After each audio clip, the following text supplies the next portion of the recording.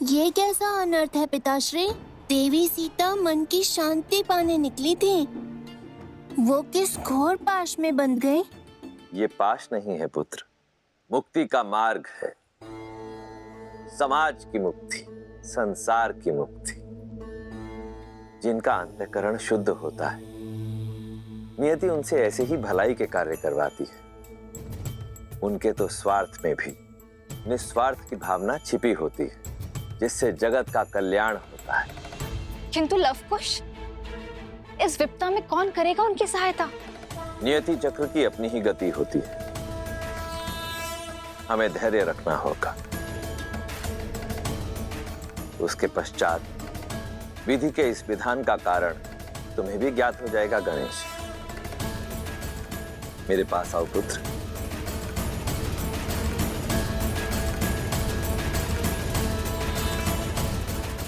One देवी, one देवी, माता, one देवी।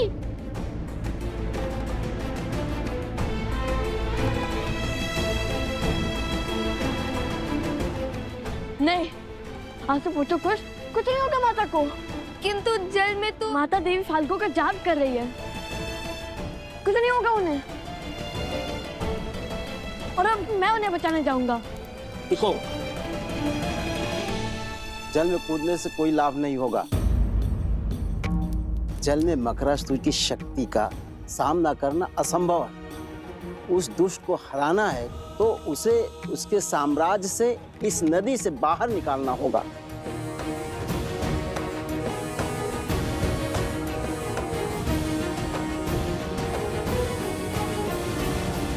अभी तक अधर्म की विजय हुई नहीं है, किंतु धर्म के पास समय कम है। हर गिरते पत्ते के साथ मकरासुर की शक्ति और उसका प्रकोप बढ़ रहा है। शीघ्र तुम्हारी माता को इस विषैले जल से बाहर निकालना होगा।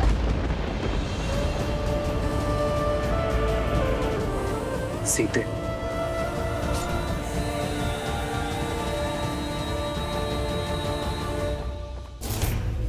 ये अस्त्र अगर इसको चीर सकता है, उसको भी मार सकता है। ये आज स्पष्ट हो गया कि ये नर है, नारायण नहीं।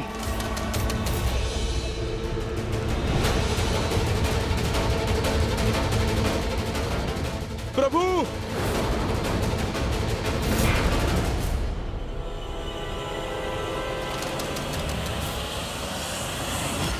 आप ठीक है ना प्रभु? मन बार बार किसी अनिष्ट की ओर संकेत कर रहा है हनुमान, किंतु युद्ध भूमि में लड़ रहे योद्धा को संसार की कोई उलझन उलझा नहीं सकती। ये धर्म युद्ध है, तन और मन दोनों छोड़ने होंगे। किंतु अंगद नहीं लौटा हनुमान, वो अवश्य ही किसी संकट में है। जाओ हनुमान और अपने शिष्य की सहायता कर।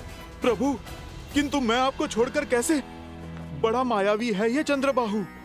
चाहे आप जितने भी प्रहार करो, क्षण भर में इसका घाव भर जाता है। उसकी शक्ति हमारी सेना पर भारी पड़ रही है। पाप पुण्य पर हावी अवश्य हो सकता है हनुमान, किंतु उससे जीत नहीं सकता। जब समस्या का समाधान ना निकले तो दृष्टि नहीं, दृष्टिकोण बदलना चाहिए। जब समस्या का समाधान ना मिले तो दृष्टि नहीं, दृष्टिकोण बदलने की आवश्यकता होती है। यही कहती है ना हमारी माता।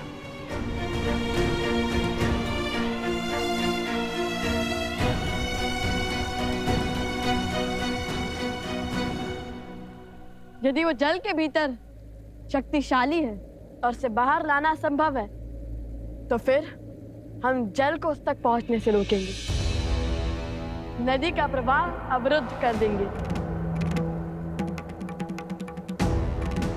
ये कैसे होगा लव? मुझे तो ये युक्ति भी असंभव लगती है। यह भैया के मुख से निकली बात कभी असंभव नहीं हो सकती।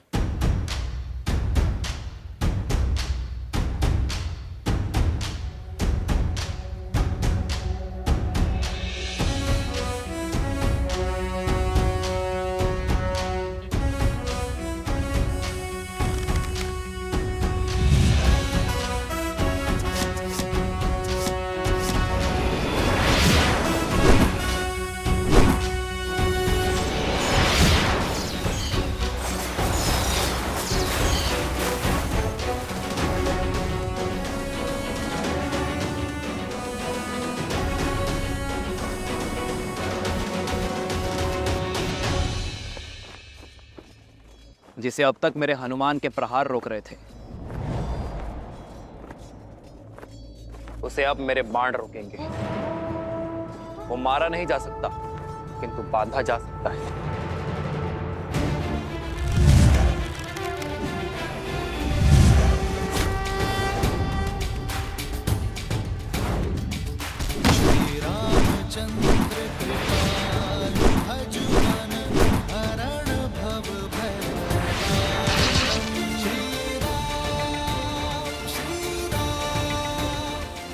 जाओ हनुमान, शीघ्र अतिशीघ्र अंगद को खोजो।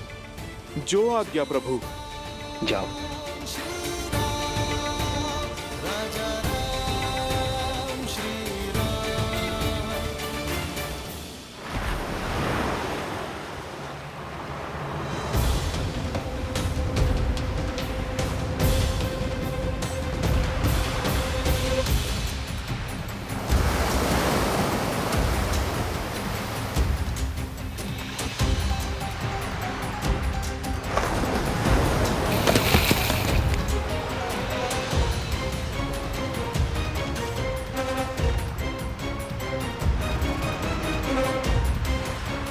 जल का प्रवाह बहुत तीव्र है, इस पे सेतु बनाना संभव नहीं है लवकुश।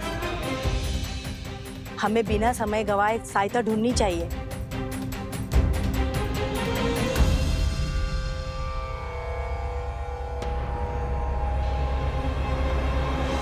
अब हरी पत्तियां कुछ शेष ही रह गई हैं।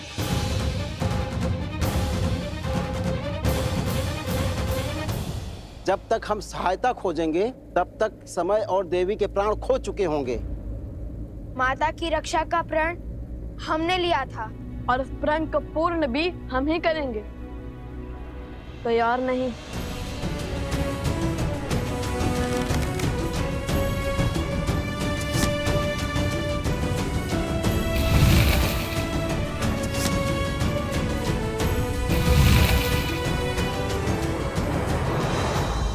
आप सब हर बाण पर राम नाम लिखो। राम नाम में शक्ति है, वो सेतु बना सकता है, जल आश्रम तक पहुंचा सकता है, तो जल को रोक भी सकता है। अति उत्तम कुश। हम बांध को दोनों छोर से बनाना शुरू करेंगे और बीच में आ मिलेंगे। इससे नदी का प्रभाव बीच से निकल जाएगा और किसी एक और अधिक दबाव भी नहीं बनेगा।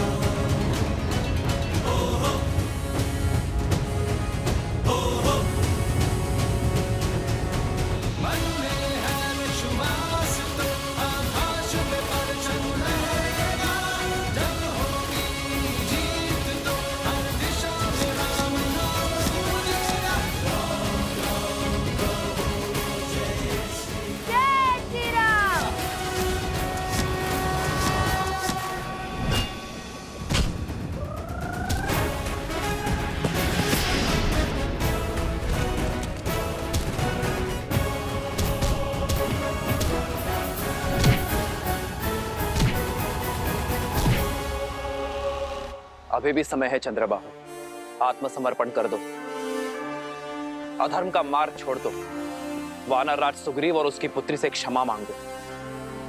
यदि उन्होंने तुम्हारे दुस्साहस को क्षमा योग्य माना तो ये युद्ध अभी इसी क्षण समाप्त हो जाएगा। तुम्हें दंड अवश्य मिलेगा, किंतु तुम्हारे प्राण बच जाएंगे।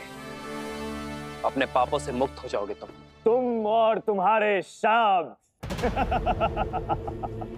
पहले मेरे पिता की माया, फिर उनके शब्दों ने तुमसे तुम्हारा बल छीन लिया। जो जो वचन तुमने अपनी पत्नी को दिए थे, उन सबको तोड़ने पर विवश कर दिया। मैं सदा और अपने परिवार का पोषण और कल्याण में रत रहने का वचन देता। मैं सदा निष्ठावान रहूंगा, आपके या आपके परिवार पर आने वाली हर संकट की ढाल बनूंगा। रणनीति में मेरे पिता से हारे, रणभूमि में मुझसे हारोगे। इस संसार में स्त्री की इच्छा के विरुद्ध उसे बांधने उसका अपहरण करने से बड़ा कोई पाप नहीं। इसलिए कोई भी बल, कोई छल तुम्हें आज बचा नहीं सकता चंद्रबाहु। इसलिए व्यर्थ की बातें छोड़ो, कोई लाभ नहीं है इनका। लाभ तो बंदी बनाने का मुझे भी नहीं है राम। देखो, अंत की ओर बढ़ रही है तुम्हारी सेना। आज अयोध्या के और किष्किंधा के हर एक योद्धा को यही त्रिलोकपुरी में गाड़ दूंगा।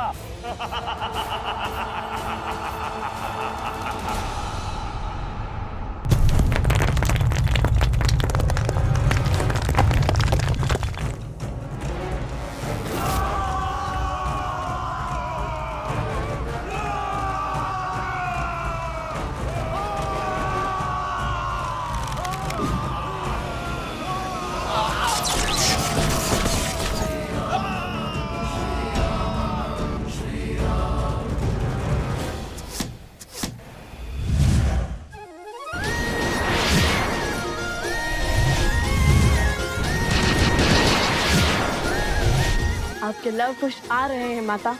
तनिक धैर्य और माता, बाण बनने को है।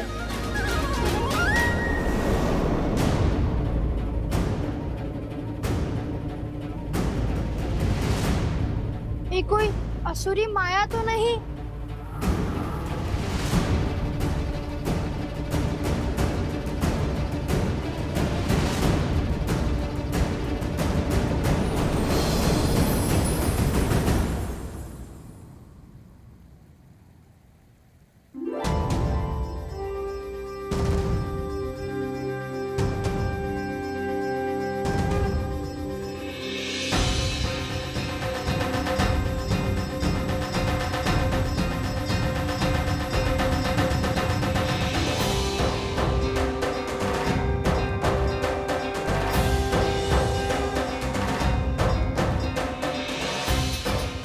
मुख की शीतलता और तन की सौम्यता से तो देवी लग रही है।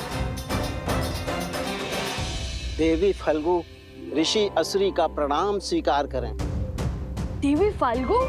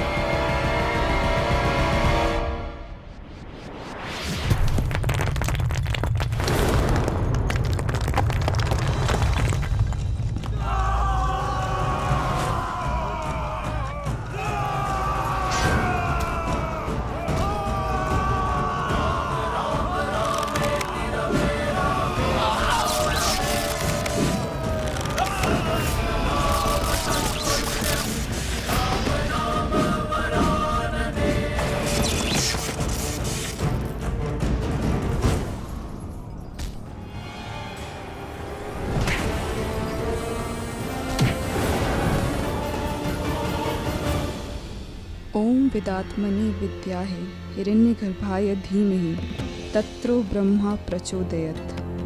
ओम विदात्मनि विद्याहे हिरण्यगर्भाय धीमहि तत्रो ब्रह्मा प्रचोदयत्।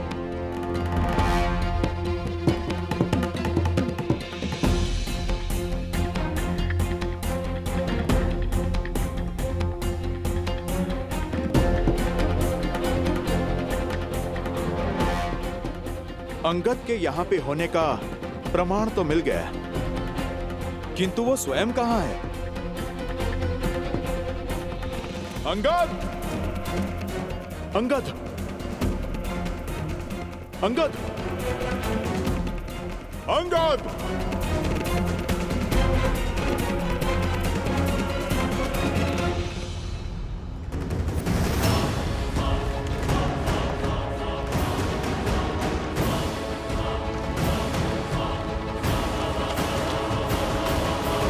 ऋषि असुरी, ये बांध कभी पूरा नहीं हो सकता। यदि मेरा प्रवाह रुका तो आसपास के सारे क्षेत्र बाढ़ में बह जाएंगे। बांध नहीं तो हमारी माता का क्या होगा? देवी, आप तो कुछ भी कर सकती है ना। हम लोग धर्म के साथ हैं, हमें हमारा कार्य पूर्ण करने दीजिए। हाँ देवी, आपको तो हमारी सहायता करनी चाहिए। जैसे समुद्र देव ने सेतु बनाने के लिए श्री राम का सहयोग किया था, और हम तो श्री राम के सबसे बड़े भक्त हैं, हनुमान जी से भी बड़े। देखिए, मैं तुम्हारी दुविधा समझ सकती हूँ। कर पाती तो सहायता अवश्य करती, किंतु सत्य यही है, मेरे प्रवाह को रोका नहीं जा सकता। आप तो स्वयं माता है, आपके कारण जीवन है। क्या माता के बिना जीवन संभव है? श्री राम के धनुष पर ब्रह्मास्त्र चढ़ चुका था। समुद्र देव की क्षमा याचना के बाद उत्तर में ध्रुव कुलिया की ओर छोड़ना पड़ा, जहाँ राक्षसों का अधर्म शिखर पर था। उसी प्रकार आप भी अपना प्रभाव मोड़ दीजिए ना। बहाना ही है तो धर्म के बल से अधर्मियों को बहाइए।